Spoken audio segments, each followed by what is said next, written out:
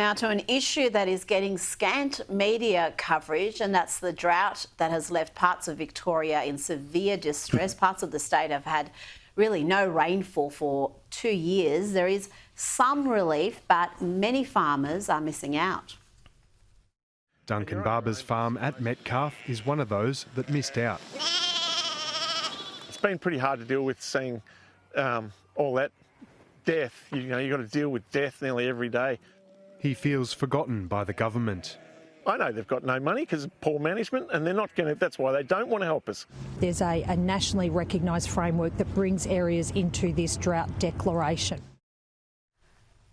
It's hard not to think that the state government here has just great disdain for farmers, for regional areas.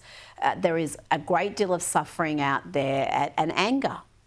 Well, that's the case. Farmers get the short straw countrywide.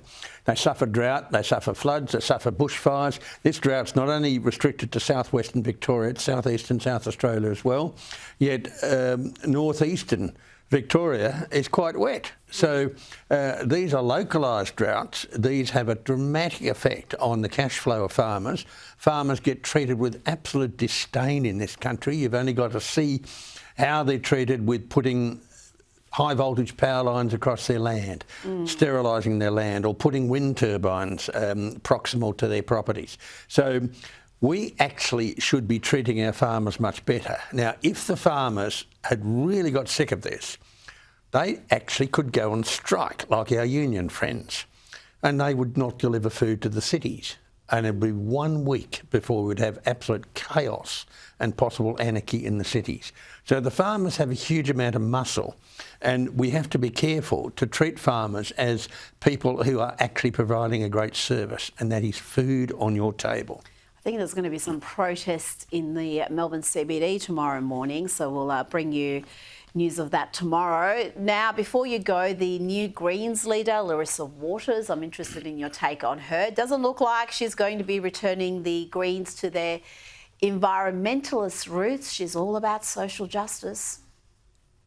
We're the Greens, so of course we stand firm always on social justice and human rights. Whether that's First Nations justice, whether that's a free Palestine, whether that's peace and human rights globally, we will always be there calling out atrocities, calling out a genocide and standing strongly on social justice and human rights.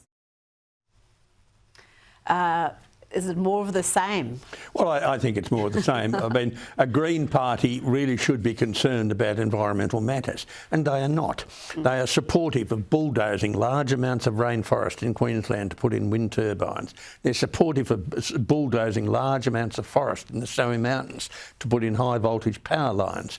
And these people are basically concerned about issues which communists around the world are concerned about. So they've got nothing to do with the environment. And if they were an environmental party, they wouldn't be killing the forests. They wouldn't be killing birds and bats with turbine blades. They wouldn't be killing whales with offshore turbines. They wouldn't be poisoning soils with wind blades and with detritus coming off solar panels. They're not a Greens party at all. They are a minor group of ratbag communists who want to control everything in the country. Professor Ian Plimer, thank you for those insights.